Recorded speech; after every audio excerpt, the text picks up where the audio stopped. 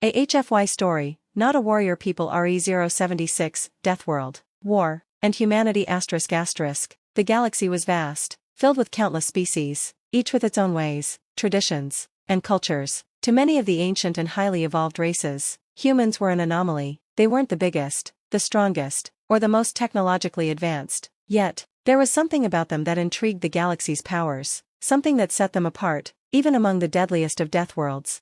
Planet Earth was classified as a deathworld, a world where life was relentless and survival was a constant battle. From the moment a human took their first breath, they were faced with countless challenges: savage beasts, volatile ecosystems, and an environment so dangerous that it seemed impossible to thrive. But survive they did. They didn't just survive, they adapted, thrived, and evolved in ways that left the rest of the galaxy in awe.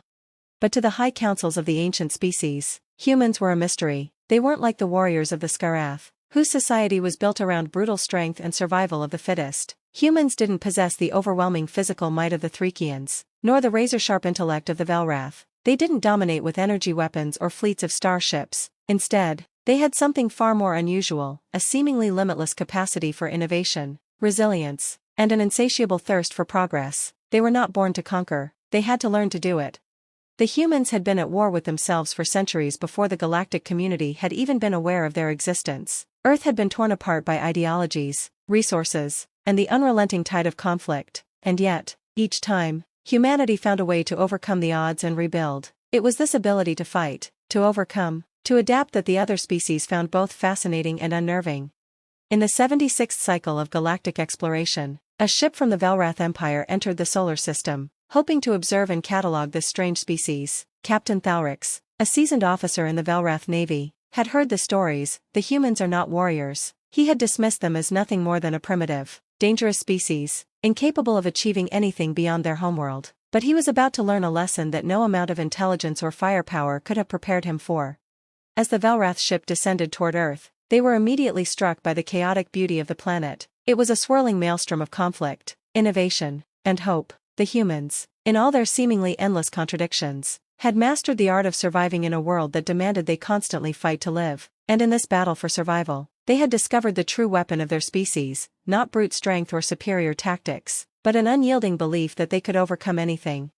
The Velrath ship landed just outside a major human city, one that had been devastated by war, only to rise from the ashes. Buildings, blackened by fire, stood next to new structures in an advanced state of technological development. It was a world where humanity's ability to rebuild and innovate was at the heart of their survival.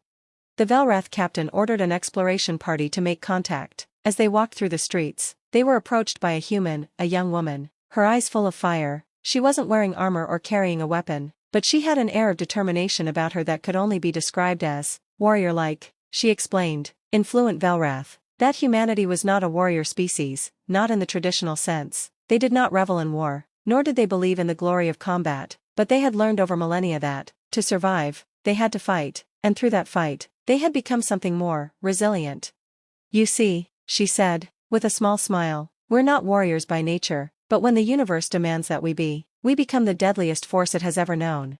Thalrix was struck by the human's words. In the galaxy's long history, he had never encountered a species so unwilling to bow to fate, so determined to carve their own path, no matter the cost. They did not have the luxury of resting on the knowledge that they were born superior. They fought for every inch of progress, every breath of life.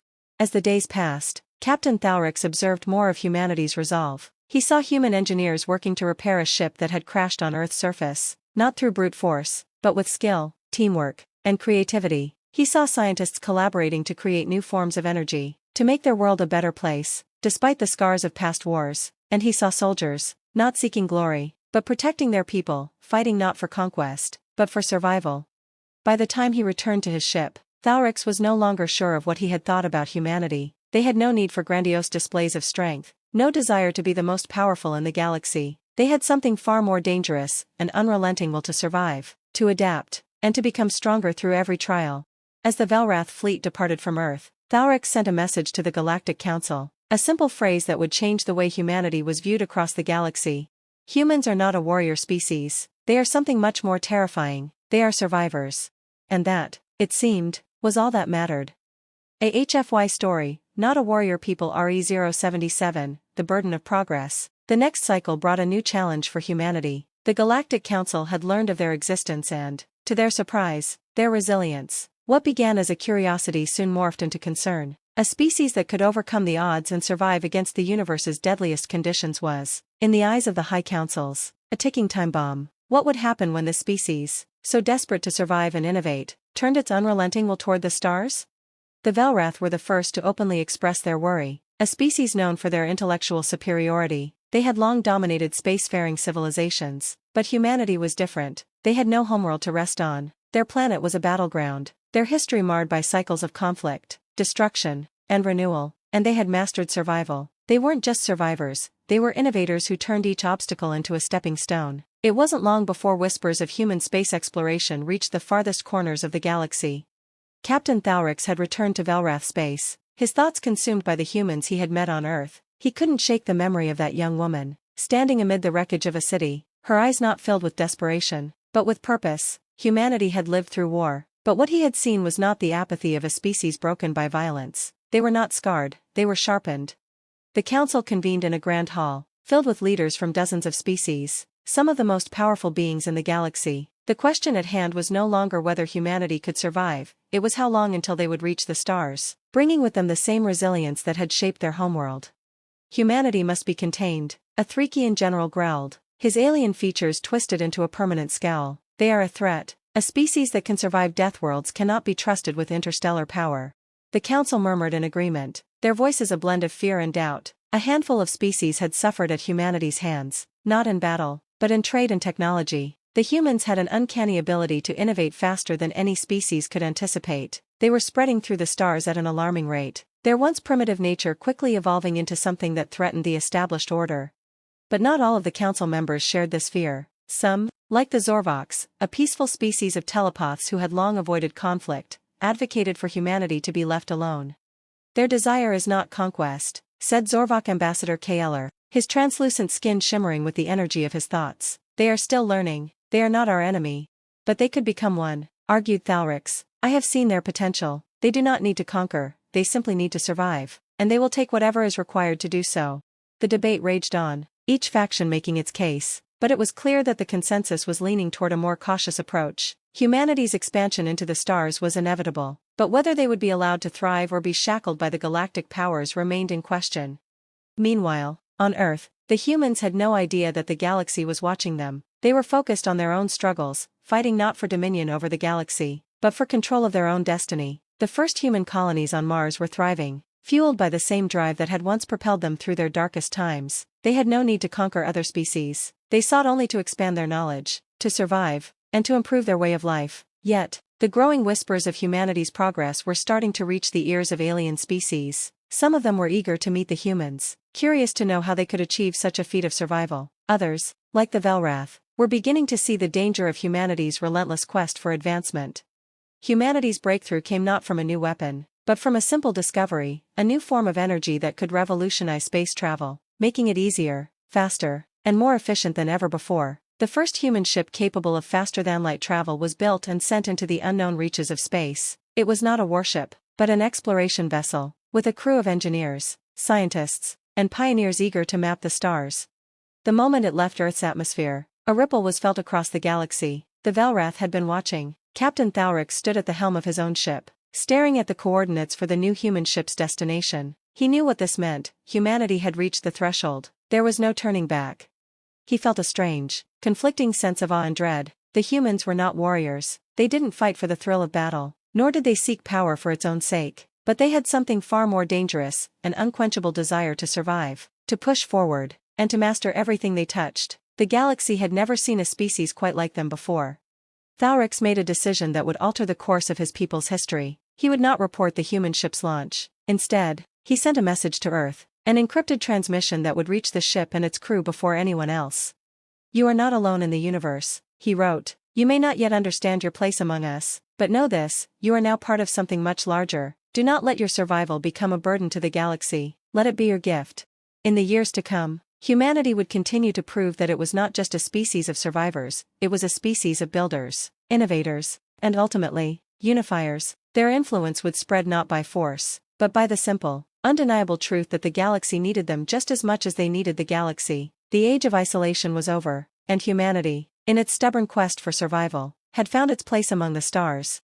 And so, the council would come to realize that humans were not a warrior people. They were something much more profound, a species that fought not to conquer, but to be free. They would be the wild card in a galaxy that had long prided itself on control, and in that freedom, humanity would find both their greatest strength and their greatest challenge. A HFY story, Not a Warrior People RE078, The Test of Unity. As humanity spread its influence across the stars, the galaxy watched with a mixture of fascination and fear. The new wave of human exploration was not marked by bloodshed or conquest, but by cooperation, innovation, and an unyielding drive to improve. They were building colonies on distant planets, creating new trade routes, and establishing relationships with species that had once believed themselves beyond the reach of any other civilization. Yet, not everyone was pleased with humanity's rise. The high councils of the galactic powers were increasingly divided on the issue of humanity. Some saw them as a necessary force for the future, bringing innovation and a new energy to the galaxy. Others, like the Threkian general who had once called for humanity's containment, saw them as an unpredictable, dangerous variable that threatened the long-standing order of things. The ancient species feared that humanity's relentless quest for progress would disrupt the balance they had fought so hard to maintain. It was then that the Council of Systems, the most influential coalition in the galaxy, announced a grand test, one that would determine if humanity was truly ready to join the galactic fold. They would be given a mission of great importance, one that would push the boundaries of their capabilities. If they succeeded, they would be granted full membership and be allowed to contribute to the decision-making processes that governed the galaxy. If they failed, they would be seen as nothing more than a dangerous species, too volatile to be trusted. The test was deceptively simple on the surface. Humanity was tasked with solving an ancient, galaxy-wide crisis, the instability of a massive, unstable star located in a distant region of space, known as the Blight Star. The star had been slowly dying for centuries, and if it collapsed, it would send shockwaves throughout the surrounding systems, obliterating any civilization within 100 light years. Only the most advanced species in the galaxy had ever come close to solving this problem, and even they had failed. The task was monumental, and the odds were stacked against humanity. Humanity was not unfamiliar with challenges, but this would be something unlike anything they had faced before. It was a test of more than their scientific abilities, it was a test of their unity, of their capacity to come together as a species and work in harmony with others. For the first time, they would need to put aside their differences and rely on each other, and on the wisdom of other species, to achieve the impossible. The human government, a fledgling interstellar federation, quickly mobilized a team of the brightest minds from across their colonies: engineers, scientists, diplomats, and strategists, all selected for their skill, their ingenuity, and their ability to work under pressure, were assembled on a state-of-the-art vessel, the Elysium, equipped with the latest technology humanity had developed. Among them was Dr. Elena Tabor, a leading astrophysicist, who had made significant breakthroughs in understanding stellar behavior. She had been selected not just for her knowledge, but for her ability to think beyond the conventional limits of her field. Beside her was Captain Malik Henson, a decorated veteran and skilled diplomat who had been chosen to lead the mission, not because he was a warrior, but because he understood that success would require more than just technical expertise. It would require trust, cooperation, and diplomacy. The journey to the Blight Star was long, fraught with dangers. The Elysium entered the unstable system, and immediately, the crew faced a barrage of difficulties. Solar flares disrupted their communications, and radiation storms posed a constant threat to their ship systems. It was a trial of endurance, and the human crew had to rely on their resourcefulness and their unity. Every member, from the engineers to the medical officers, had to pull together to ensure the mission succeeded.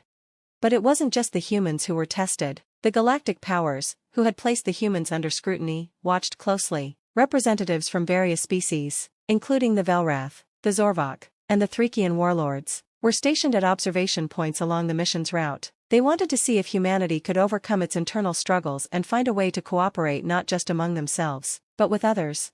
As they reached the Blight Star's critical proximity, tensions were high. The human team was working against a ticking clock, and their window of opportunity was closing. The star's instability had reached a tipping point, and the failure to stabilize it would mean the end of entire systems, wiping out countless lives across the galaxy. The crew of the Elysium had one chance to succeed, and even with all their collective expertise, no one knew if it would be enough. In a final, desperate gamble, Dr. Tabor proposed an unorthodox solution, a combination of human ingenuity and the ancient technology of the Zorvoks. The Zorvoks had developed a unique form of energy manipulation that could stabilize dying stars, but their technology was incomplete. With humanity's drive for progress and innovation, They had already made several breakthroughs in energy harnessing that could make the Zorvok methods viable. It was a risky move, melding the untested and the unfamiliar, but it was humanity's only hope. The Zorvok delegation hesitated at first, unwilling to risk their people's ancient technology in unproven hands, but Captain Henson, with the quiet confidence he had learned during countless human conflicts, convinced them. "We're not asking you to trust us," he said. "We're asking you to trust the future. Together, we can do what no one thought possible." And so, with time running out, the humans and Zorvoks worked side by side, blending their knowledge and technologies. The human engineers adapted quickly, finding new ways to integrate Zorvok energy manipulation into their systems, while the Zorvoks learned to incorporate humanity's rapid problem-solving techniques. The collaboration was rough, strained by cultural differences and centuries of mistrust, but it was humanity's greatest strength, its ability to adapt and build bridges, that won the day.